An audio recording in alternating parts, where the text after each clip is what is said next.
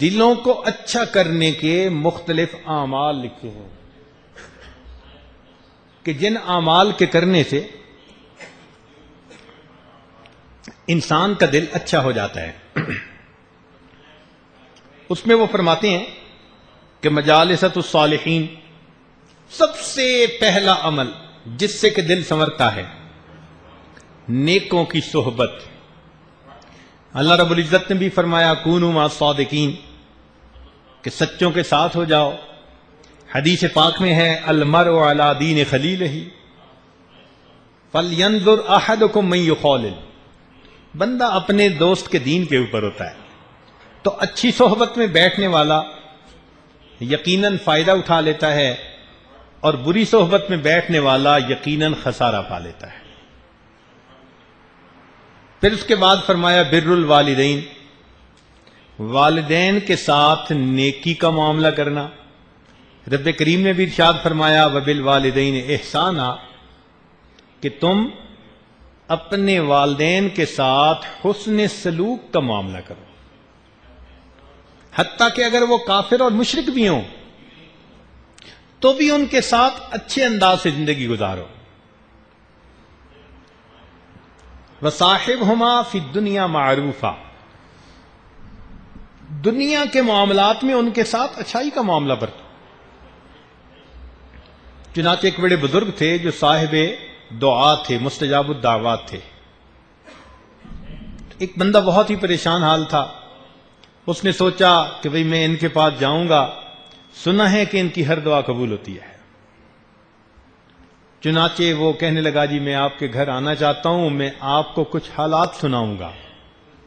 وہ اسے لے کر گئے. جب وہاں گئے تو اس نے دیکھا کہ ان کے گھر کے اندر 2 سور بندھے ہوئے ہیں. بڑا حیران ہوا, اللہ کا ولی, اتنا مقام کہ مستجاب الدعوات, سور بندھے ہوئے ہیں. انہوں نے مہمان کو بٹھایا, پہلے ان سوروں کو جو ان کا دانہ تھا وہ ڈالا, پھر آ کر بیٹھ گئے. اس نے حالات بتائے اور بتا کر اس نے ان سے دعا کے لیے کہا. انہوں نے دعا کر دی. جب ذرا بات بڑی تو اس نے پوچھا کہ جی آپ کو اللہ نے یہ مقام دیا, بڑے بڑے مشائخ نے تصدیق کی, یہ آپ کو مقام کیسے ملا؟ تو اس وقت ان کی آنکھوں میں آنسو آ گئے. کہنے لگے تم نے دیکھا کہ جب میں آیا تو میں نے 2 جانوروں کو دانہ ڈالا؟ کہنے لگے ہاں. کہنے لگے وہ دونوں میرے ماں باپ, لیکن ایک مرتبہ اللہ کی شان میں ان دونوں نے ایسا گستاخانہ کلام کیا کہ اللہ نے ان کی شکلوں کو مسخ کر دیا. ان پر اللہ کا عذاب آ گیا. میرے تو ماں باپ تھے نا, میں نے ان کی خدمت کو اسی طرح جاری رکھا, اللہ نے ان کی خدمت کے صدقے مجھے مستجاب الدعوات بنا دیا. آج کل کے نوجوان اپنے ماں باپ کو کچھ سمجھتے ہی نہیں ہیں.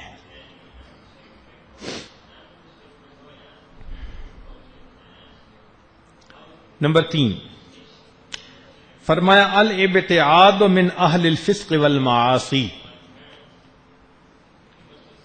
الابتعاد عن اہل الفسق والمعاصی, فسق و فجور والے جو لوگ ہوتے ہیں ان سے الگ رہنا.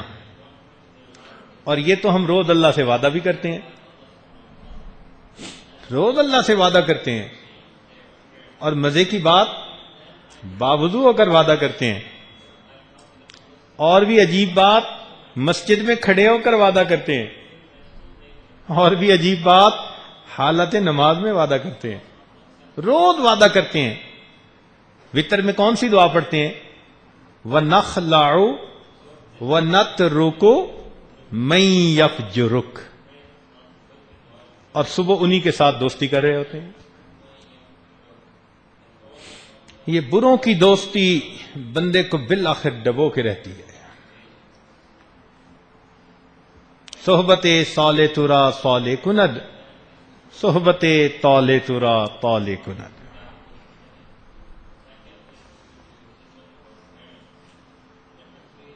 ہمارے علاقہ میں ایک بزرگ گزرے ہیں, انہوں نے پنجابی زبان میں بڑا عجیب کلام کیا ہے. سلطان العارفین ان کا نام. ان کا لقب تھا باہو، وہ اپنا لقب کرتے تھے شاعری میں. تو ان کا ایک عجیب مطلب اشعار ہیں. فرماتے ہیں نال کسنگی سنگ نہ کریے تے کون نو لاج نہ لائیے ہو. ہم برے دوست کے ساتھ دوستی نہ لگائیں اور اپنے نسب کو دھبا نہ لگا بیٹھیں. نال کسنگی سنگ نہ کریے تے کون نو لاج نہ لائیے ہو.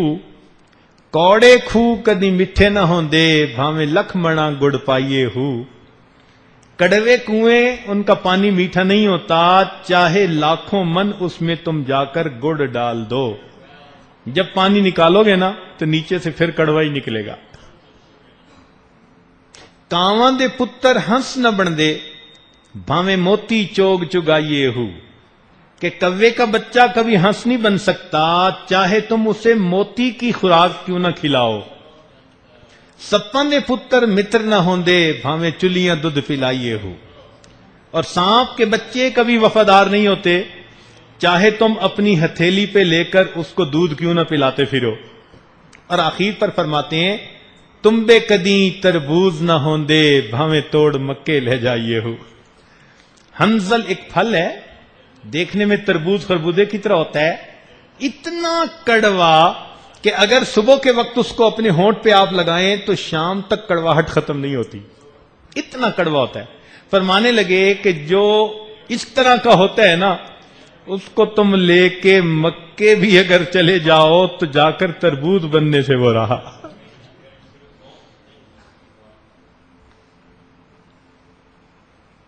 تو ان کے ساتھ اگر تو دعوت کا تعلق ہے پھر تو شریعت اس پر ثواب دے گی، ان کو اللہ کی طرف بلاؤ. اور اگر مدعو ہو کر جائیں اور انہی کے رنگ میں رنگنے کا مسئلہ ہو پھر شریعت کہتی ہے کہ ایک طرف رہو. چوتھا فرمایا زیارت القبور فإنها تذکر الآخرہ.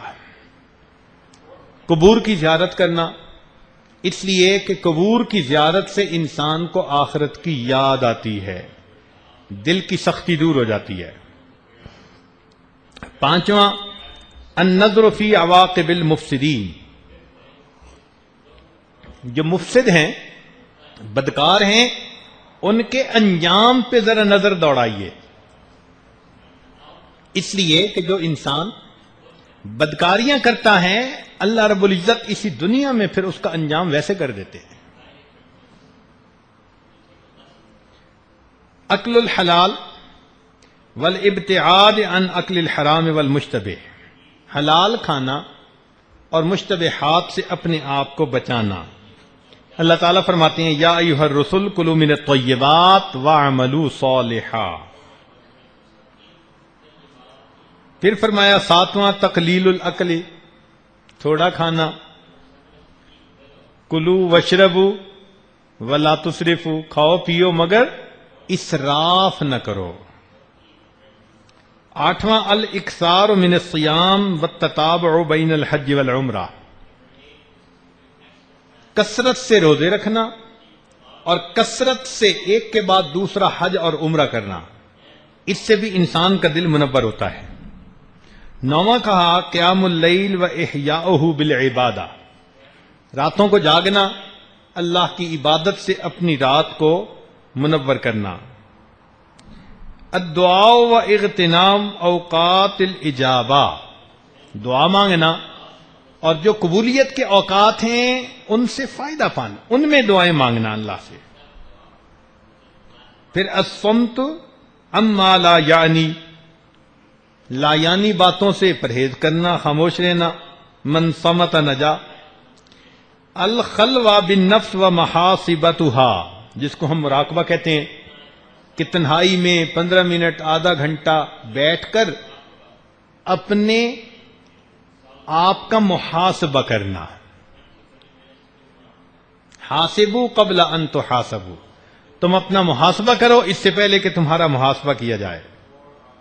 پھر العلم بان اللہ مطلع علی الاقوال والاعمال، یہ جاننا کہ اللہ تعالی ہمارے اعمال اقوال کو جانتا ہے.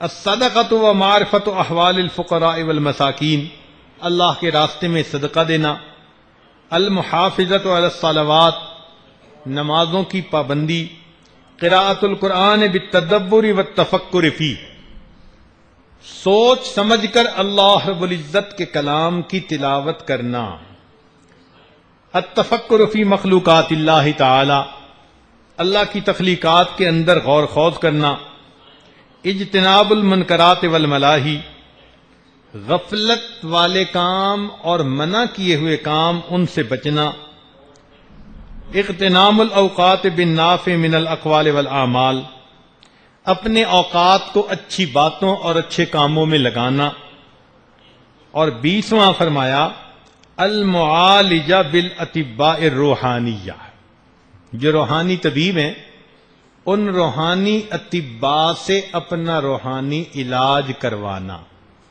جیسے کوئی بندہ دل کا مریض ہوتا ہے، دوڑتا ہے نا ہارٹ اسپیشلسٹ کے پاس، کبھی آئی اسپیشلسٹ کے پاس گیا، کبھی نہیں جاتا، کبھی ڈینٹل سرجن کے پاس گیا، جی میرا ہارٹ پیشنٹ ہوں میں ڈینٹل سرجن کے پاس ہے، ہنسنے لگیں گے۔ ہارٹ پیشنٹ کے پاس، ہارٹ پیشنٹ ہمیشہ ہارٹ اسپیشلسٹ کے پاس جائے گا۔